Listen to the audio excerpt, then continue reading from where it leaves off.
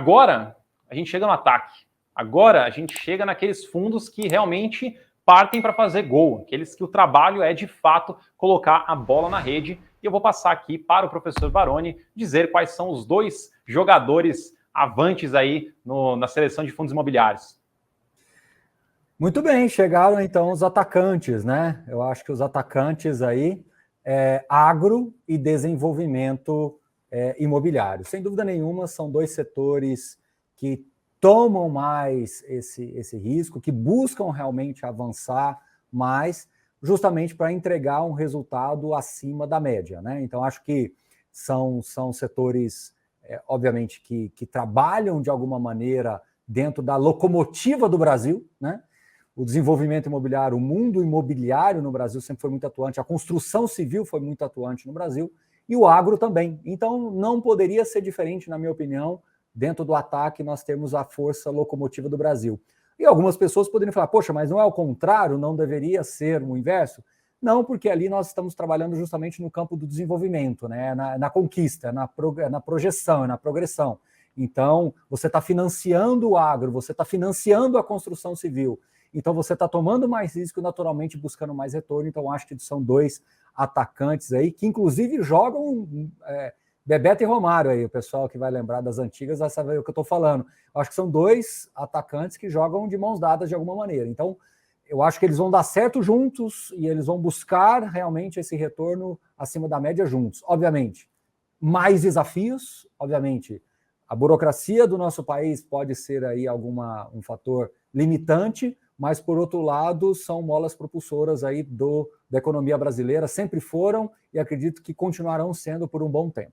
Então, os dois atacantes do mundo dos fundos imobiliários aí, agro e desenvolvimento, na minha opinião. Agora, a gente passa para o João dizer o ataque dele na seleção de ações. Quais foram as suas duas opções, né? Seus dois escolhidos? Ótimo, até o pessoal já comentou no chat que atacante tinha que ser commodity, e não é diferente, coloquei ali commodity com o meu atacante, um dos atacantes commodities, tá? O Brasil ele é muito forte em commodities, não só agrícolas, que até já foi mencionado, mas também metálicas, óleo e gás, entre outras, tá? Para vocês terem uma ideia, o Brasil ele tem um dos minérios de ferro com maior teor de ferro, maior pureza de ferro do planeta. Isso é uma grande vantagem competitiva, tá? Questão de óleo e gás, por exemplo. O pré-sal, ele é um dos métodos, tá? Que é possível extrair o óleo ou petróleo com o menor custo, lifting cost do planeta também. Por quê? Porque existe uma pressão muito elevada, você consegue retirar esse óleo lá das profundezas, mesmo que seja muito profundo, você consegue retirar com uma grande facilidade por conta da pressão. Então o Brasil ele tem uma vocação natural, como eu já falei, para o agro e também para outras commodities. Eu acho que commodity é um centroavante, é aquele cara que pode fazer muito gol na Copa, mas se o ciclo virar, ele acaba por não desempenhar muito bem, né? E você tendo um time composto por outros setores, por outros jogadores, você consegue, mesmo que o seu atacante não esteja numa super fase, você consegue ir muito bem, né?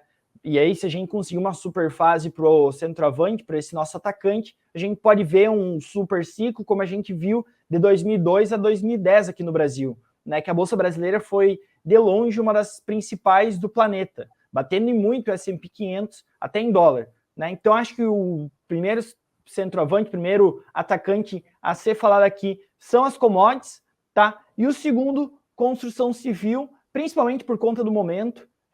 Entendemos que construção civil tem muito jogador que está muito barato, por conta disso a gente trouxe aquele pelo campo, tá? É um setor que tem uma demanda latente, né? A questão de déficit habitacional só cresce no Brasil, a gente precisa de casas e grande parte das incorporadoras, ou pelo menos as principais incorporadoras, as mais robustas e com maior tradição, conseguem surfar muito bem ciclos, e quem conseguir comprar na baixa consegue ter um desempenho muito, muito bom. Então, para mim, o meu quarteto fantástico aí, para quem acompanhou a Copa de 2006, agronegócio, construção civil, commodities e bens industriais. Esse, para mim, é os 4 principais atacantes do time.